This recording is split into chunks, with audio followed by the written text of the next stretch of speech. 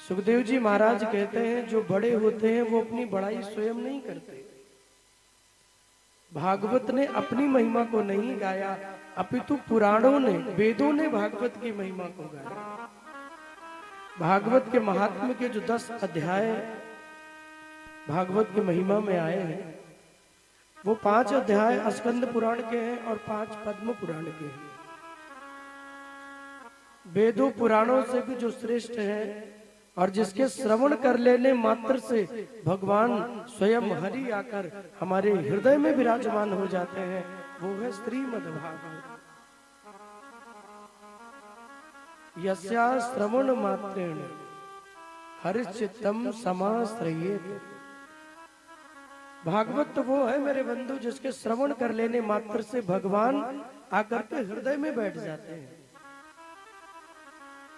4 अक्षर है, भा, गा, वा और ता। जो जीव भागवत के शरणागति में आता है, जो जीव भागवत के शरणागति ग्रहण करता है, भा से उसके जीवन की भाग्य जग जाती है।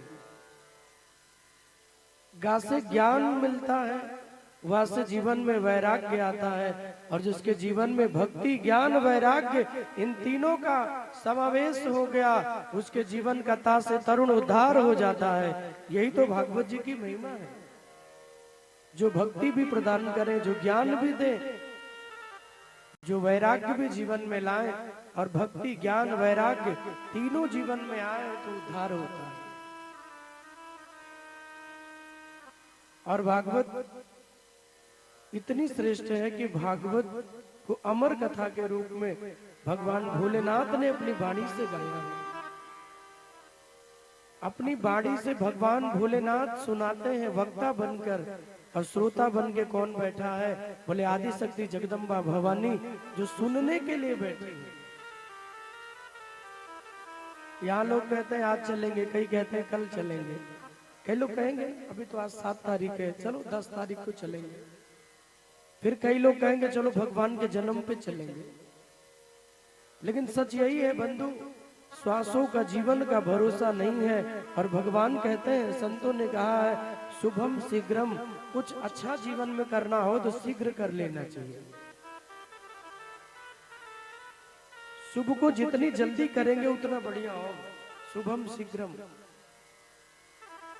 जितना जल्दी शुभ काम हो जाए उतना बढ़िया है।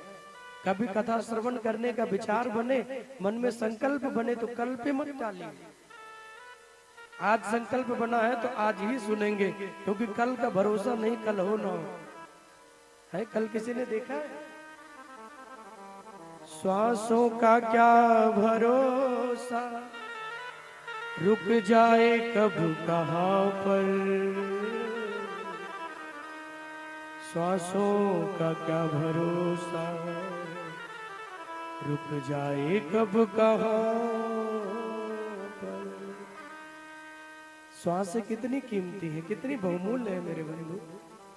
एक एक श्वास जो जाती है ना, और निकल के फिर आती है और फिर जाती है, तो संतों ने कहा कि जो सांस निकले वो भी भगवान के नाम को गा के निकले, और जो सांस आए तो भी भगवान के नाम को लेके आए। एक एक श्वास में जो नाम भसते हैं, एक एक श्वासों में जिनके नाम निकलता है, वो भगवान के भक्त बन जाते हैं। और भागवत वही तो करती है, बोले सबसे पहले भक्त बनाती है, सबसे पहले भक्ति देती है जीवन में। इसलिए जो महादेव बन के सुनाते हैं, और पार्वती जी जो आदि शक्ति जगदम्बा है, वो बैठ के भागवत की अमर कथा को सुनती है। इतनी बड़ी महिमा है। वो जानते हैं भगवान भोलेनाथ उस महिमा को 1 करोड़ मंत्र भोलेनाथ बनाते हैं और सबको भोलेनाथ बांट देते हैं। देवता मांगने के लिए गए तो उन्हें भी दे दिया, मानव गए तो उन्हें भी दे दिया। 1 करोड़ मंत्र बनाते हुए बाबा भोलेनाथ अपने हृदय में रखते हैं, लेकिन जो जो मांगने के लिए गया बाबा ने सबको बांट दिया।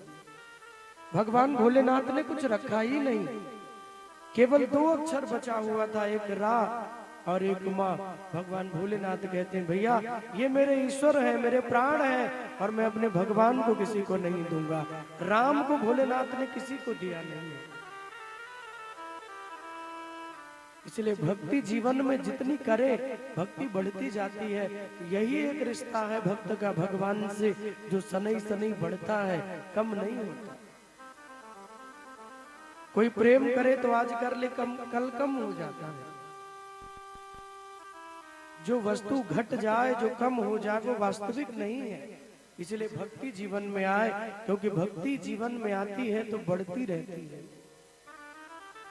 जो कम हो जाए, जो रुक जाए, वो भक्ति नहीं है। आज कर ली, 7 दिन कथा हुई तो सुन लिया, फिर वही अपनी दुनिया में मस्त है। 13 तारीख तक तो बोले महाराज जी जो जो सुना है बोले सच कह रहे हैं महाराज, सब कछु सच कह रहे हैं, या में कछु झूठना है बोल रहे हैं, एकदम साचो कह रहे हैं। और 13 के बाद बोले फिर कोई कहे भैया कुछ याद है जो सुनाए थे, पवन देव जी आए थे। अरे बोले उनका तो काम ही है सुनाना,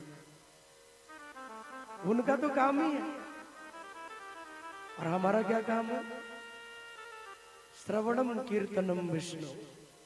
9 प्रकार की भक्ति में पहली भक्ति है श्रवणम, भगवान की कथा को सुना जाए। आप सब लोग भाग्यशाली लोग हैं, बड़भागी लोग हैं, क्योंकि जो कथा देवताओं को नहीं मिलती है वो आपके जीवन में मिल रही है। ये आपके जीवन का परम सौभाग्य है। राधे राधे बोलना पड़ेगा।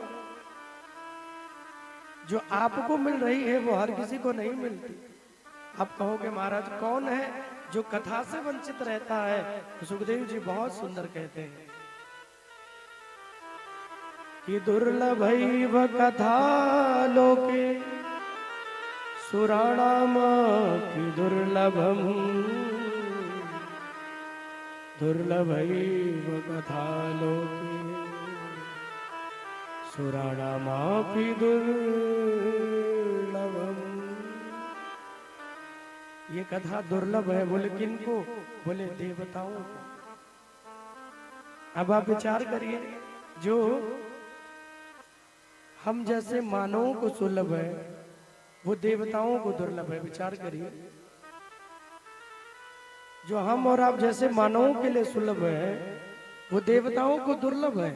दुर्लभैव कथा लोके सुराणामापि दुर्लभम। भगवान की कथा बोले जो भाग्यशाली लोग हैं उनको मिलती है। और भागवत जी में लिखा है भाग्योदयेन बहुजन्म समर्जितेन सत्संगम च लभते पुरुषो यदा वै जन्मांतरे भवेद पुण्यम तदा भागवतम लभेत। जन्मांतरे भवेद पुण्यम।